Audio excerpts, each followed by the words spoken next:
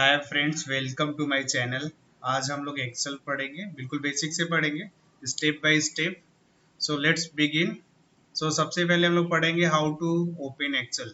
Excel को हम लोग ओपन कैसे करें, ठीक है।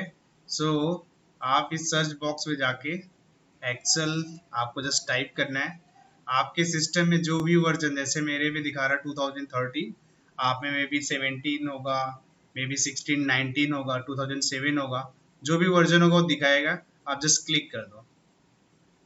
जैसे आप क्लिक करोगे एक्सेल फाइल ओपन हो जाएगी। आपको ब्लैंक लेना है, ऐसे करके आप एक्सेल खोल सकते हो। देयर आर अदर वे, दूसरा तरीका भी है। आप रन विंडो से भी जाके, रन विंडो कैसे ओपन करेंगे, विंडो एंड आर कीवर्ड मैंने प्रेस किया था, मैं आपको दिखा देता हूँ। सो ये है आपका कंप्यूटर का कीबोर्ड।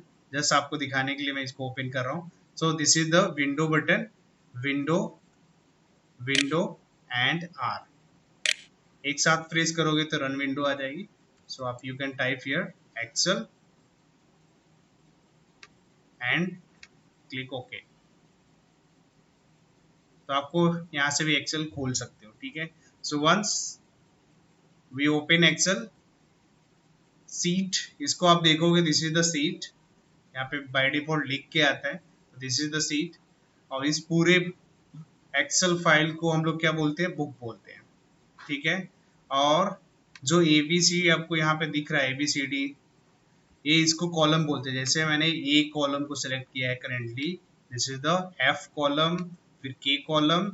और जो नंबर्स दिख रहे हैं ये इंडिकेट करते हैं रो को।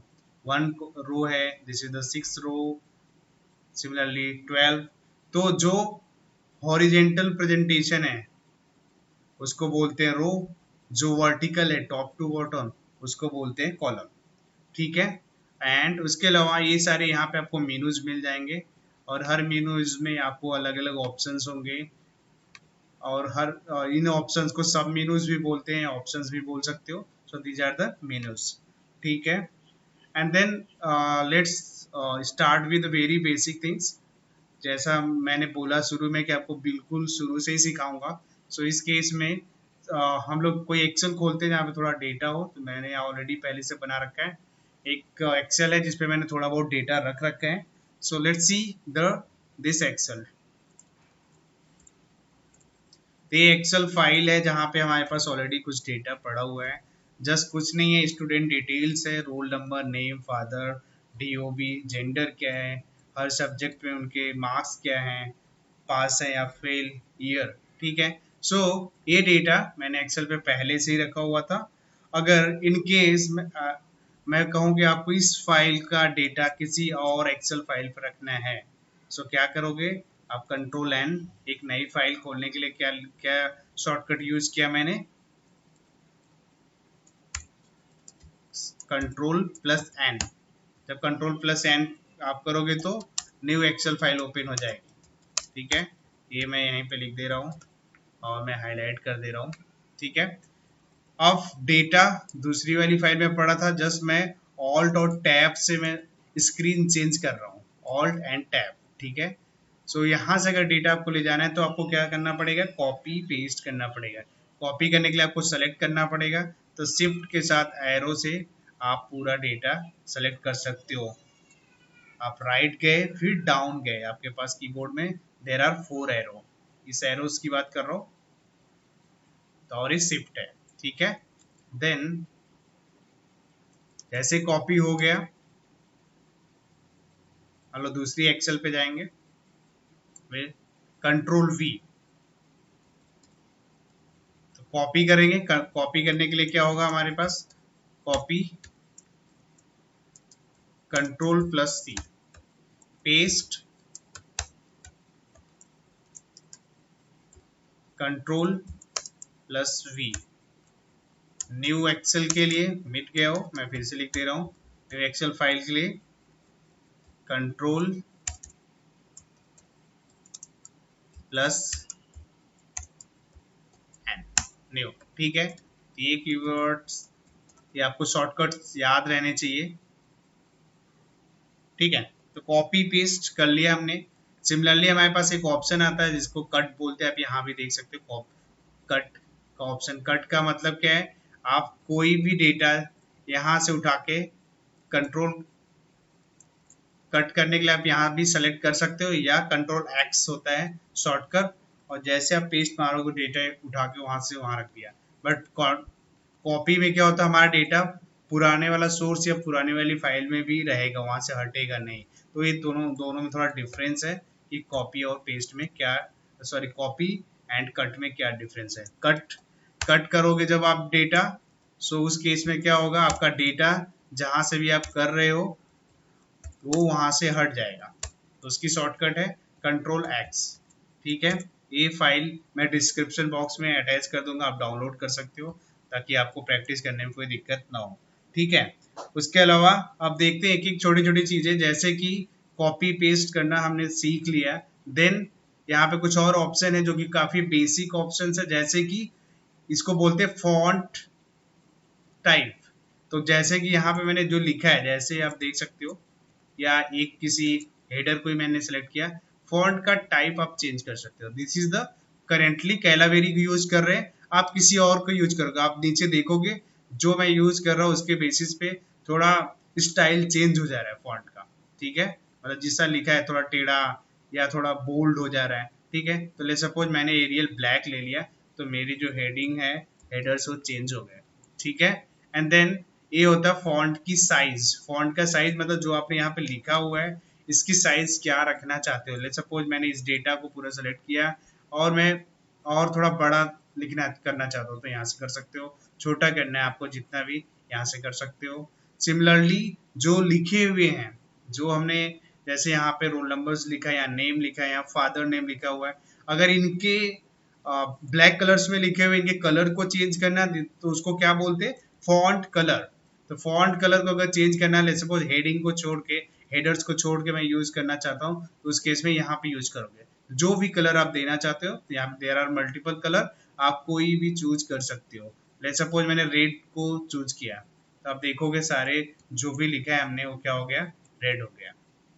सिमिलरली उसके जस्ट अपोजिट है, इसको बोलते हैं बैकग्राउंड कलर। बैकग्राउंड कलर मतलब जो पीछे आपको इसके जो भी लिखा है उसके पीछे व्हाइट कलर दिख रहा है। नाउ अगर हम कुछ सेलेक्ट करते हैं कोई कलर, तो ये क्या हो जाएगा, उस कलर का हो जाएगा। ग्रीन सेलेक्ट कर लिया मैंने, तो ग्रीन दिख रहा है। सो ये हो गया हमारा फॉन्ट का टेक्स्ट का कलर, ये हमारा बैकग्राउंड कलर हो गया। उसके अलावा यहाँ पे 3 स्टाइल्स होती है कि आप अपने जो टेक्स्ट लिखे हो, ले सपोज मैं बोल्ड कर दूँ तो थोड़ा मोटा हो जाएगा। सिमिलरली इटैलिक थोड़ा टेढ़ा हो जाएगा। अंडरलाइन, हर किसी के नीचे एक अंडरलाइन आ जाएगी। ठीक है, एंड उसके बाद अगर हम अपने डेटा में बॉर्डर लगाना चाहते हैं, बॉर्डर आप उसमें भी कई टाइप के बॉर्डर है, मतलब लेफ्ट में लगाना चाहते हो सिर्फ टॉप बॉटम, या चारों तरफ चाहते हो तो आप इसको सेलेक्ट कर लो। तो आपने अपने डेटा को इस तरह से बॉर्डर लगा दिया। ठीक है, एंड देन बात आती है कि अलाइनमेंट कैसे करें। यहाँ पे हमारे पास सारे ऑप्शंस हैं। अलाइनमेंट मतलब आपका टेक्स्ट जैसे कि ये बिल्कुल राइट की तरफ है, इधर देखो ये लेफ्ट की तरफ है। अगर आप कंसिस्टेंट रखना चाहते हो, मतलब एक तरह ही रखना चाहते हो, तो आप यहाँ से भी सेलेक्ट कर सकते हो चाहे जिधर। जैसे मैंने अभी 20 के लिए सेलेक्ट किया है, थोड़ा सा ऊपर कर दिया। आप चाहते हो कि लेफ्ट में रहे तो सारा लेफ्ट में कर दिया, आप चाहते हो राइट में रहे तो राइट में कर दिया। इट इज अगेन कि आप क्या चाहते हो, यूजर क्या चाहता है वैसे कर सकता है। ठीक है, उसके अलावा अब आते हैं नेक्स्ट ऑप्शंस को देखते हैं, wrap the text. Wrap text का क्या मतलब होता है, जैसे कि मैंने थोड़ा सा बड़ा सेंटेंस लिख दिया माई नेम इज अरुण। मैंने एक सेल में तो लिख दिया, सेल कॉलम एंड रो के इंटरसेक्शन को, मतलब 3 और R का जो बीच का पॉइंट होगा, दिस इज, इसको सेल बोलेंगे। सेल का नाम होगा R3। हर सेल का कुछ ना कुछ एड्रेस होता है। जैसे मैं अभी के टाइम पे मेरा कर्सर कहाँ पे है, N10, तो आप यहाँ से देख सकते हो। N10 क्यों बोले, क्योंकि N कॉलम है और 10 रो है। ठीक है, अभी हम लोग रैप पढ़ रहे थे, जैसे मैं लिख दिया माई नेम इज अरुण। आप देखोगे एक सेल से बड़ा लिखा है, मतलब जो मैंने टेक्स्ट लिखा है या सेंटेंस लिखा है वो एक सेल से साइज में बड़ा है, तो उसको अगर आप रैप कर दोगे तो उसको ब्रेक कर देगा टेक्स्ट को। अदरवाइज आप ब्रेक भी कर सकते हो, एल्स आप इस सेल को एक्सटेंड कर सकते हो। यहाँ पे जस्ट आप डबल क्लिक कर दीजिए, एक्सटेंड हो जाएगा, मतलब जितना भी बड़ा आपने लिखा है सेंटेंस, उस सेंटेंस के बराबर उस सेल की विड्थ हो जाएगी। ठीक है, ये इस ऐसे यूज करते हैं रैप को। देन यहाँ पे एक हमारे पास ऑप्शन है मर्ज। मर्ज ऑप्शन क्या होता है? बेसिकली जब आप चाहते हो कि कई सारे कॉलम या रो को मिला के एक सेल बना दिया जाए, जैसे मैं चाहता हूँ कि इन सबको मिला के एक बना दिया जाए, जस्ट आपने यहाँ पे क्लिक कर दोगे मर्ज एंड सेंटर, तो अब ये इसको एक कंसीडर कर रहा है। आप ज्यादातर कभी कभी जरूरत पड़ती है जब हमें हेडर्स बनाने होते हैं या उसके अंदर सब कैटेगरीज है, तो मेन कैटेगरीज को दिखाने के लिए ऐसे करते हैं। ठीक है, तो आप यहाँ पे भी जो भी आपको लिखना है लिख सकते हो, जैसे मैंने लिख दिया मर्ज एंड सेंटर। ठीक है, तो उसके बाद आप देखोगे इसके जस्ट बगल में हमारे पास है, इसको बोलते हैं फॉर्मेट सेल। फॉर्मेट सेल मतलब कि जैसे यहाँ पे नंबर्स लिखे हैं, नंबर्स को मैं चाहता हूँ कि डेसिमल पॉइंट्स में, मतलब वैसे रियल सिनेरियो में किसी का मैथ या किसी हिंदी में किसी मार्क्स में तो डेसिमल पॉइंट में नहीं जाएगा, लेकिन अगर फिर भी दशमलव पॉइंट्स में हम दिखाना चाहते हैं तो हम लोग यहाँ से दिखा सकते हैं, इंक्रीज कर सकते हैं अगर डेटा हमारा उस तरह का है तो। सिमिलरली यहाँ से हम लोग दिखा सकते हैं, हमें नंबर लेना है, क्या लेना है, जो भी सेल की फॉर्मेटिंग आप रखना चाहते हो, किसी भी सेल को सेलेक्ट कर लो, आप उसकी फॉर्मेट क्या रखना चाहते हो आप जस्ट यहाँ से सेलेक्ट कर सकते हो।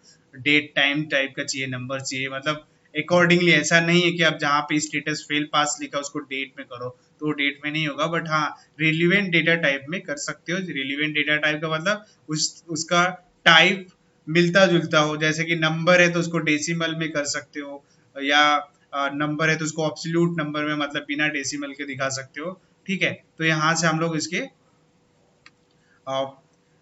फॉर्मेटिंग कर लेंगे। सो आज की क्लास में यही है। आगे की क्लास में नेक्स्ट वीडियो में बनाऊंगा, उसको आप जरूर देखें। Hello everyone, I am Arun. I am a professional trainer. I train people in Excel and in MS SQL and Power BI. यदि आप इंटरेस्टेड हैं तो please contact me on my contact details. Please subscribe my channel and share video with others. यदि कोई comment हो तो comment box में comment जरूर करें। Thank you so much.